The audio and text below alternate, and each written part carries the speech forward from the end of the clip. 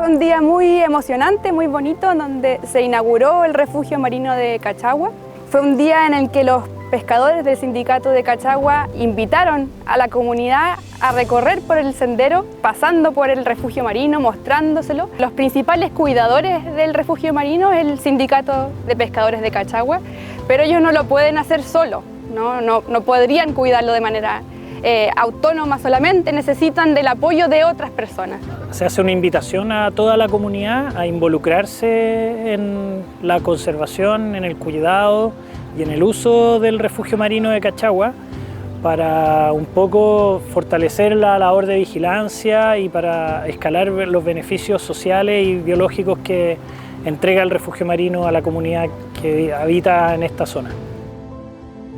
Me gustó la presencia de los niños, que es para inculcarles un buen aprendizaje sobre la protección de la flora y fauna marina. Ellos son nuestro futuro, así que desde niños que comiencen a tener conciencia de lo que significa un refugio. El involucramiento de la comunidad local y en especial los niños es de suma relevancia porque la conservación es tarea de todos. Aquí no basta con que solamente los pescadores artesanales conserven un pedacito de su área de manejo, sino que también necesitan mucha ayuda en la fiscalización. La generación de estos refugios marinos es súper importante porque crea conciencia del cuidado que tenemos que hacer a los ecosistemas. Que se haga público y que la gente la entienda para qué es el refugio. Es para que nuestra generación, nuestros niños, mi nieta y otras generaciones conozcan alguna vez que aquí existió el loco, el erizo y todo eso. Esta iniciativa de tener, ¿no es cierto?, un refugio marino aquí en Cachagua nos parece una iniciativa excelente y que viene a complementar también, ¿no es cierto?, el hecho de tener el monumento natural Isla Cachagua, en donde tenemos una biodiversidad importante y además, ¿no es cierto?, al proteger esta área marina vamos a complementar todo este ecosistema.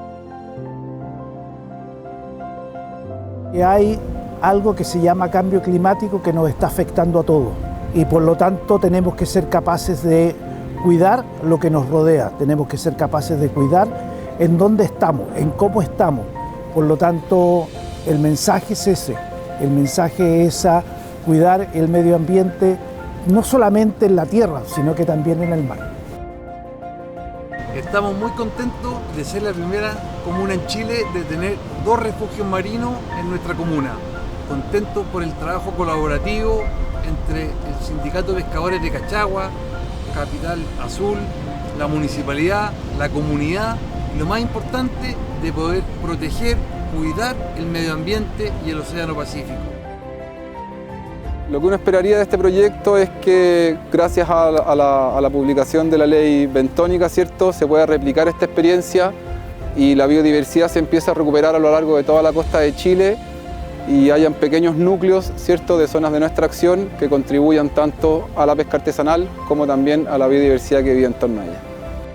Nosotros como Servicio Nacional de Pesca, que estamos trabajando en la sustentabilidad de los recursos mediante la fiscalización, la orientación, queremos ser parte de esto y para eso vamos a ver cómo implementamos lo que está en la ley bentónica que salió en enero para poder traerlo y formalizar estas áreas de manejo con su refugio marino.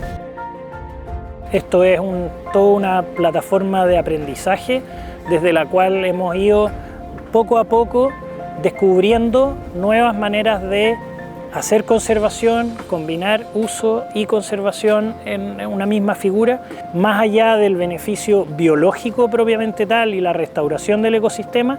Hoy día vemos que sí se generan beneficios sociales cuando toda una comunidad se compromete con el cuidado y conservación y el uso sostenible también de estas áreas protegidas.